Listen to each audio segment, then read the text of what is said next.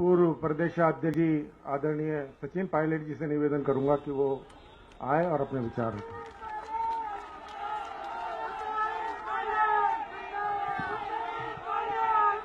राजस्थान के मुख्यमंत्री सम्माननीय गहलोत साहब, प्रदेश कांग्रेस कमेटी के अध्यक्ष गोविंद डोटासरा जी, राजस्थान सरकार के सभी मंत्रीगण, सभी विधायकगण, एनएसयूआई के अध्यक्ष अभिषेक जी, यूथ कांग्रेस के अध्यक्ष गणेश जी, ज्ञान रियाज जी, सेवा दल के अध्यक्ष महोदय, पूर्व नेता प्रतिपक्ष रामेश्वर डूडी जी, सभी पूर्व विधायकगण, कांग्रेस पार्टी के सभी नेता और कार्यकर्ता, आप सब यहां पर आज इकट्ठे हुए हैं।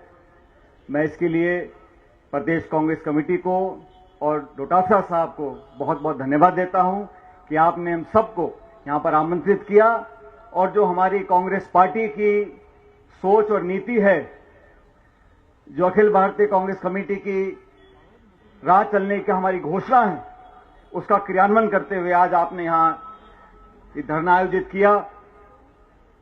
मुझसे पूर्व सब वक्ताओं ने बहुत विस्तार से आपको आज के मुद्दे के बारे में, देश और किसान पर जो गंभीर संकट का बादल छाया हुआ है उसके बारे में अच्छी तरह से समझाया। लेकिन मैं ऐसा मानता हूं कि हर देश के इतिहास में कुछ ऐसे क्षण होते हैं, कुछ ऐसे मोड़ आते हैं जो सदैव के लिए निर्णायक हो जाते हैं। और दुर्भाग्यवश केंद्र की सरकार ने एक ऐसे मुद्दे पर एक ऐसा कदम उठाया, ऐसे समय पर उठाया जिसके बहुत दूरगामी परिणाम होने वाले हैं। 2/3 देश की जनता कृषि पर, किसानी पर निर्भर करती है, लेकिन मैं मानता हूं कि 100% जनता किसान हितैषी है, किसान से हमदर्दी रखती है।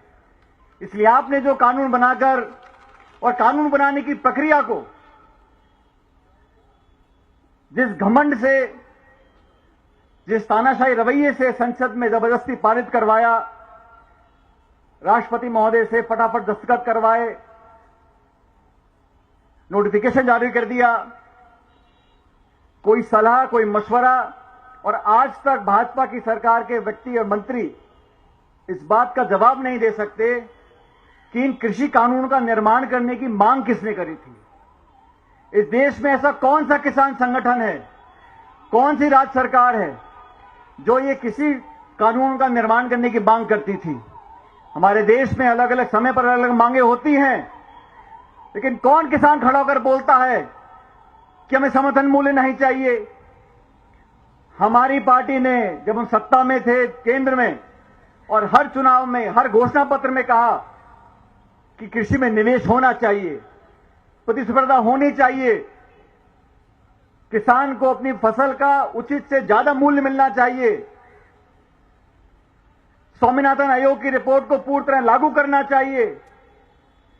लेकिन दूसरा चुनाव जीतने के बाद जो रवैया केंद्र की सरकार ने, प्रधानमंत्री जी ने अपनाया है, वो इस बात को दर्शाता है कि इतिहास में नाम दर्ज करवाने के लिए कोई भी काम कर सकते हैं।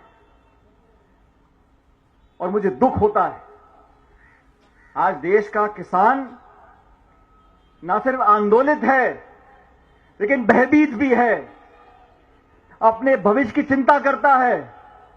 हमारे बच्चे पोतों का पालन पोषण कैसे होगा, इस बात की चिंता करता है। और केंद्र की सरकार के लोग जो वार्ता करते किसानों से, कई दौर की वार्ता हो रही है, ऐसा कौन सा जटिल विषय है जिसको सरकार सुलझा नहीं सकती। आपको सिर्फ ये कहना है कि किसान के हित में हम एमएसपी का ये कानून का प्रावधान जोड़ रहे हैं, और तीनों कानूनों को वापस लो।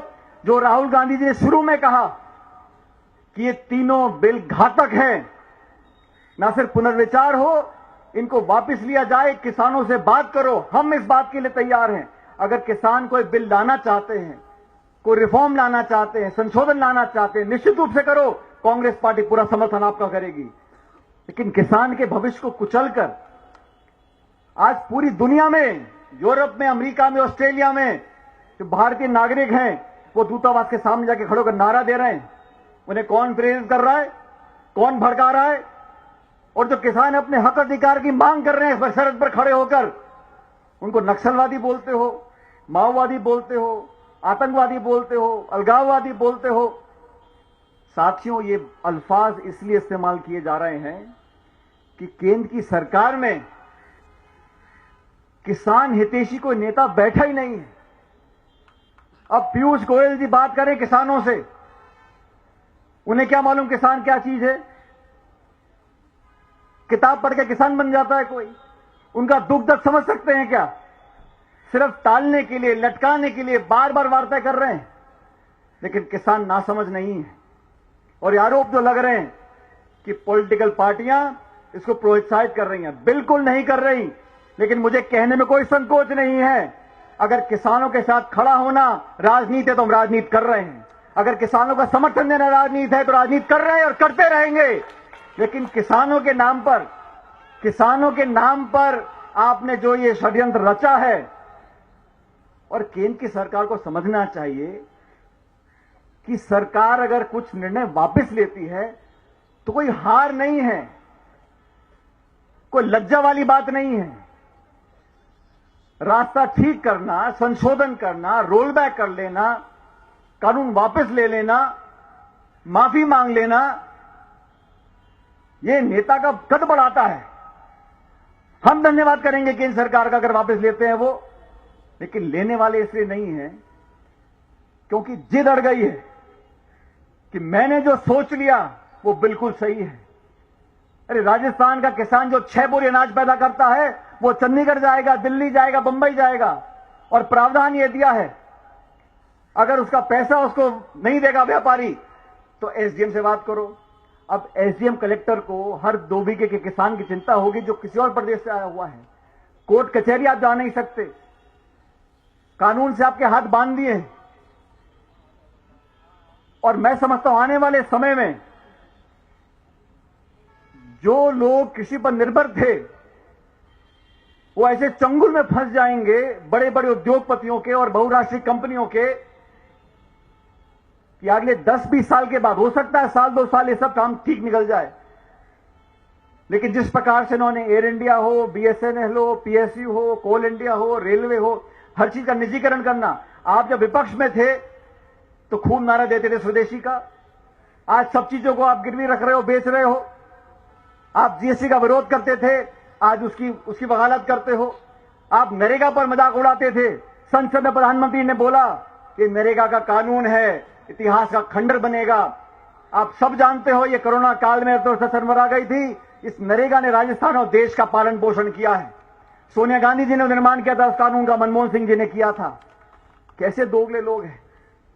लेकिन आज पूरे देश में अखिल भारतीय कांग्रेस कमेटी ने, कांग्रेस पार्टी ने निर्णय लिया है, और मैं समझता हूं डॉक्टर अफसर जी इस बारे में बताएंगे अभी।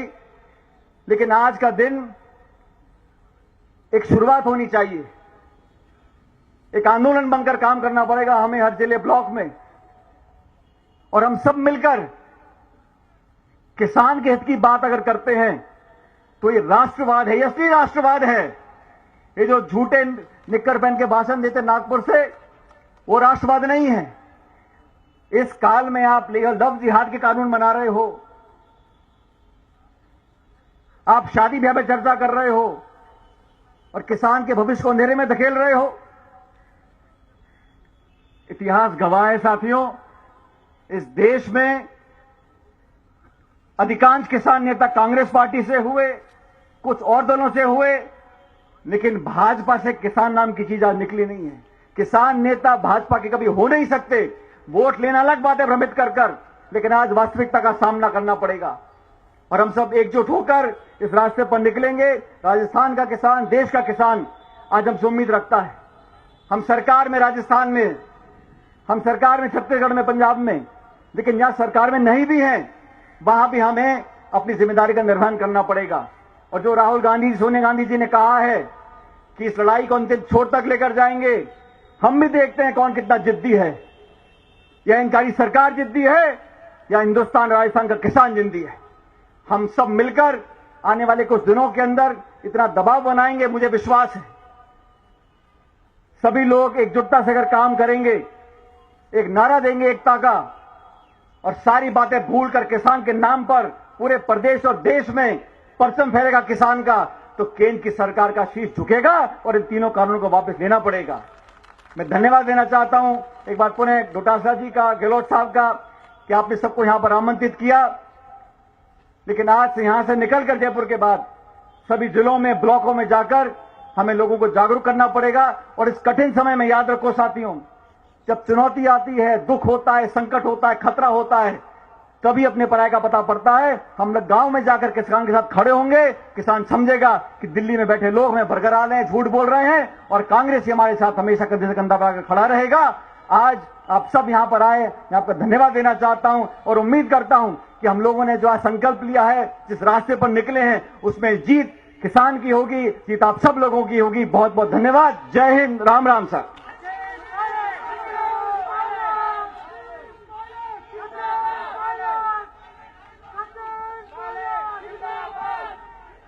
और